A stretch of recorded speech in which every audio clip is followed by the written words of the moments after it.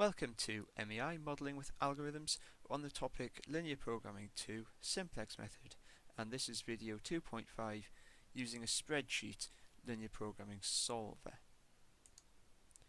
Now, as we said in the previous video, it's all well and good being able to do simplex by hand, but in the real world problems may be somewhat larger, and in practice we're going to want to use technology to solve these problems. And so last time we saw the online solver. In this video we're going to look at a solver which you can install within an Excel spreadsheet. Now, in order to use this solver, the first thing you need to do is add it into Excel as an add-in.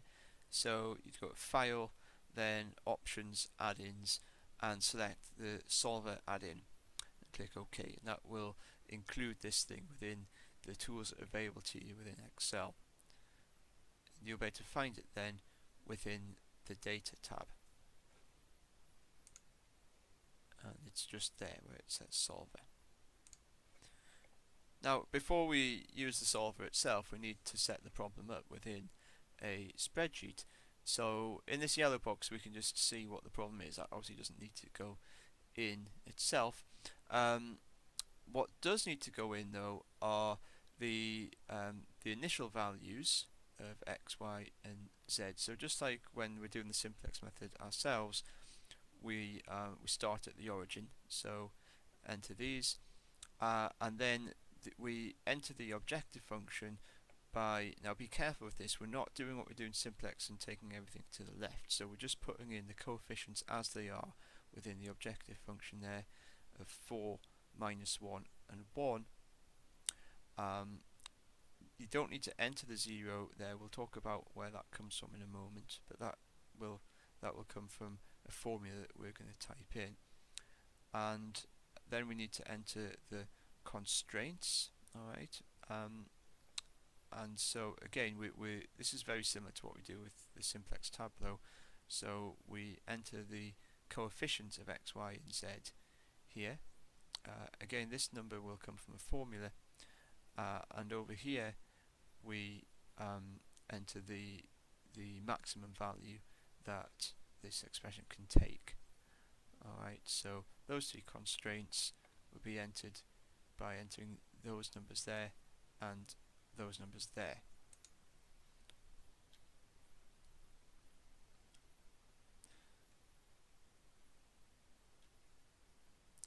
Now, I mentioned that we're going to put formulae in here. So for cell F3, we're going to do what's called the sum product. So this is where we take pairs of numbers, multiply those pairs of numbers together, and add up the results. So we're doing the sum product of the cells C2 to E2. So that's these three numbers here with the three numbers below them, C3 to E3. So what that will be doing, initially at least, is 0 times 4 plus 0 times minus 1 plus 0 times 1. So obviously in this case it's going to give us 0, but what the solver will do is it will change these values to optimize the solution. So as these values change, values of x, y, and z change, obviously we'll then be multiplying these by non-zero numbers, and in fact what this will give us, what that sum product will give us, will be the value of 4x minus y plus z. In other words, it will give us the value of p. Then for the constraints we're going to do something similar actually, because these things are, in terms of what's going on here, these are sum products as well.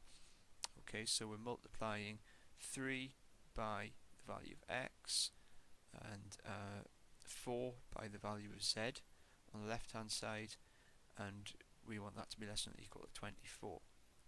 Alright, so this number here is the value of the left hand side of this inequality, and likewise for these two, or the left hand sides of these two inequalities, once those formulae are entered.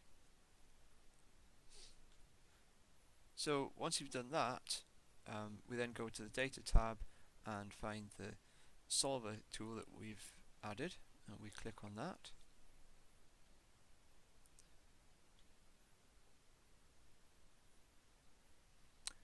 And then this is what you'll see. So you had a choice as to exactly where you place those numbers within the sheet. So the solver needs to know which one you want to be the cell that's going to contain the value of the objective function.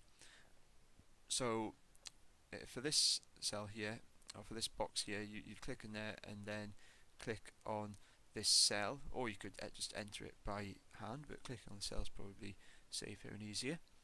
So that's going to be the place that will store the value of the objective function. And then what you need to do is tell the solver which cells it's allowed to vary.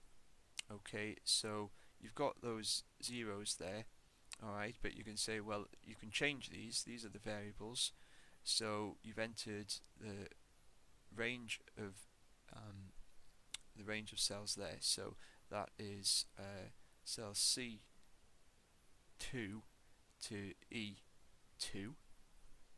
You click add, and then you'll enter this range of cells and this range of cells. So you don't need to do anything with these because that's all taken into account by the formula that you entered to make these three.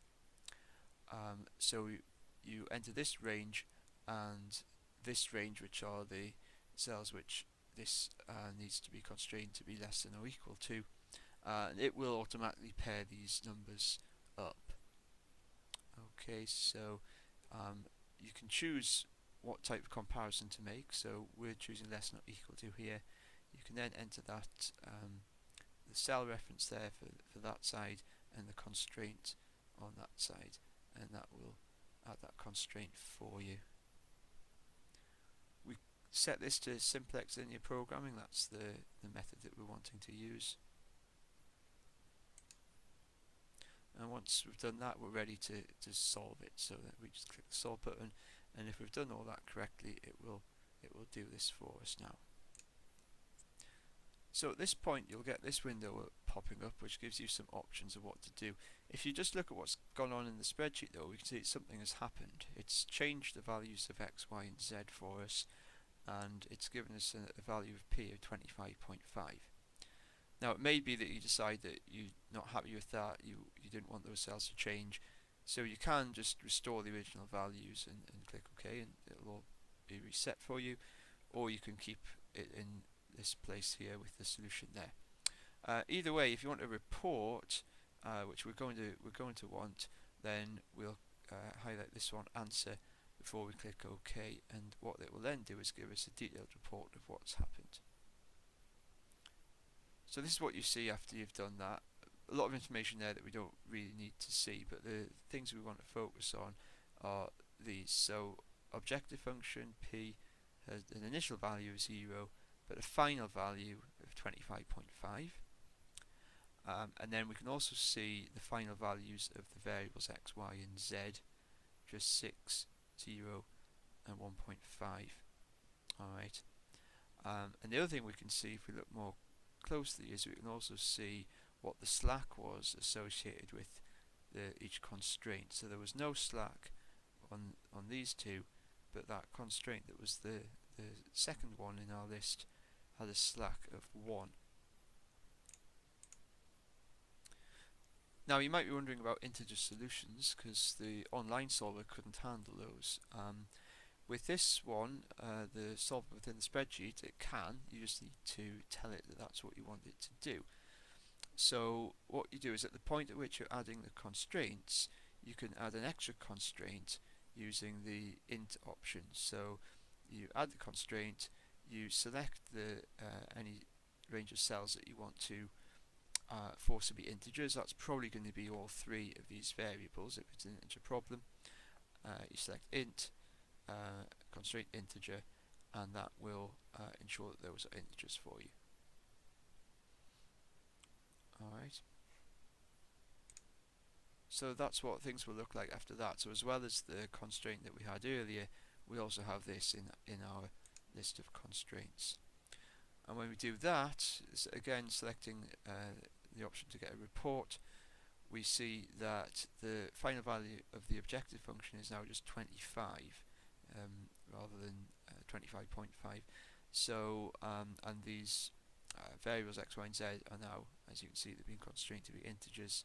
Their values are 6 and 1, and that's a knock-on impact on the slack. There's obviously, because those variables are not all as large as they were, there must be more slack in the leftover materials or whatever they represent in the problem. So that concludes video 2.5 using a spreadsheet linear programming solver. The final video in this topic, 2.6, will see how to use the Lindo software to solve a linear programming problem.